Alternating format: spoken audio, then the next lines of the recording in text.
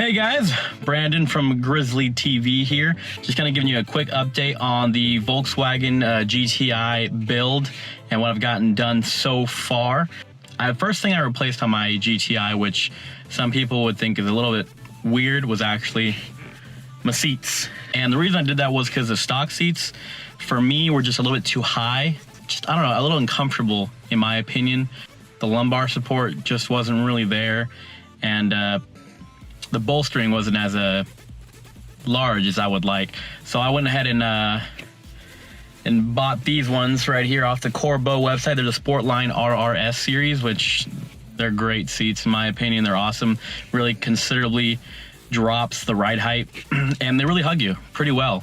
The next thing that I have done is actually the Apr Cold Air Intake.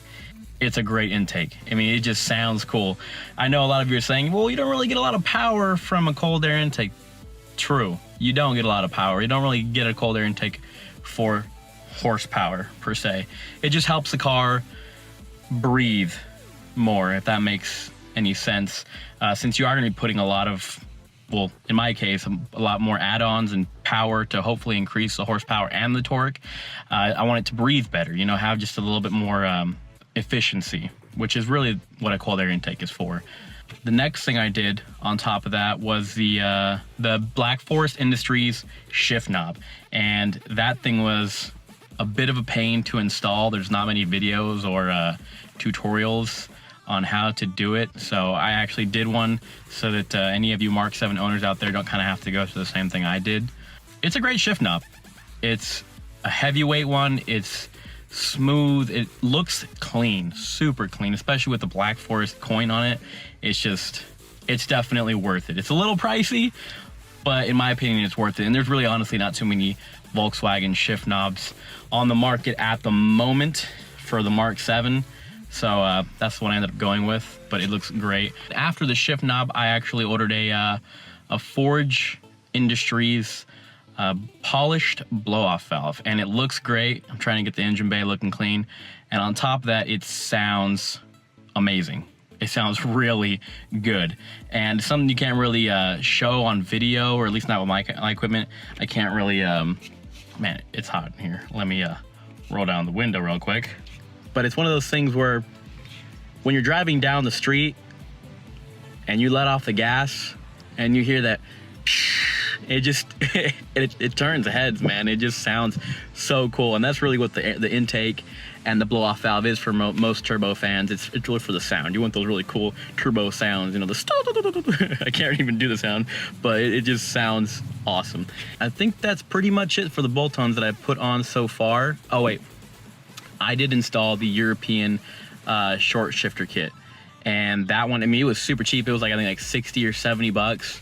And it's just a stock European short shifter, which decreases the throw about, I think, 20%. So it's a pretty nifty thing for the, you know, 50, 60 bucks I spent on it. And it really does have a noticeable difference in shifting right off the bat, along with the heavyweight shift knob. It's night and day. The stock shifter on the GTI is a bit high. And then when you drop the seats with the Corbeau seats, it's kind of an awkward grip with the stock shifter, to the lowness of the seats. So with the Black Forest Industry shift knob, it really makes it an easier and quicker transition with the shorter shift knob. Makes everything in the car kind of sit lower down, and I like that. I'm not going to spoil them right now, but I have lots of plans for the GTI this year.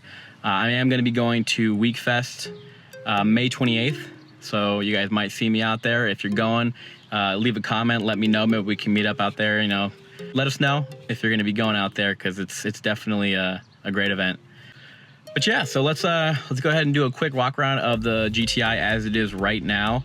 It's mostly stock, especially on the exterior. Everything I've done bolt-on wise is pretty much performance and comfort. So let's check it out. So unfortunately the sun's going down on me pretty quick, so I'll try and make this pretty fast. But this is the 2016 Volkswagen GTI Mark 7. Got the nifty little Hylian symbol on there, because, you know, every Zelda fan has to represent. Pretty much stock on almost every aspect on the exterior. The only thing that I have added on the exterior is these stripes right here on the fenders. Like, I did that myself. I bought the little kit at Pep Boys, and then bought the red outlining, and I just kind of did my own little custom thing on there just to give it a little different look from every other Mark 7 on the road. I had considered honestly sticker bombing one of the fenders, but being that it's, you know, a European car and it's more luxury Intel, I figured I would just keep it a little bit more classy. So I'm gonna go with the stock-ish look. Plans, pretty much, what I do is I kind of wait for my tax return to come in. So I got a pretty decent one, and then I just use that to invest in the car. But my plans are to get some coilovers, drop that about 1 inch, and then some new tires, and actually just get some spacers to keep the same wheels and give it a more aggressive offset, because it does kind of sink in to the car at the moment stock.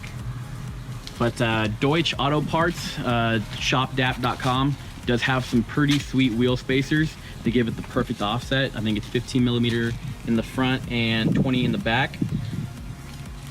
These are the Corbeau Sportline RRS seats, and honestly, I mean, they're great.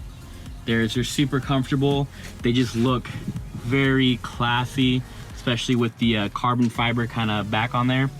And it really just adds a touch of, you know, class and raciness at the same time to the Mark 7 interior. On the inside here, the only really differences I have from stock would be the Black Forest shift knob, which is pretty dope. Let's see if you can see that coin right there. Pretty awesome. And then the right here I have this, actually it's called the Wolfsburg Edition cigarette lighter. And it's really not that important, but I think it looks kind of cool with the addition of some chrome in there. And it looks better than the stock plastic one that says 12 volt on it. So that's kind of the biggest difference there. I actually do currently have a Street Glow under neon kit. It has a multitude of colors. It's not installed right now. It's actually from my my old BMW 330 Ci, and I was gonna install it.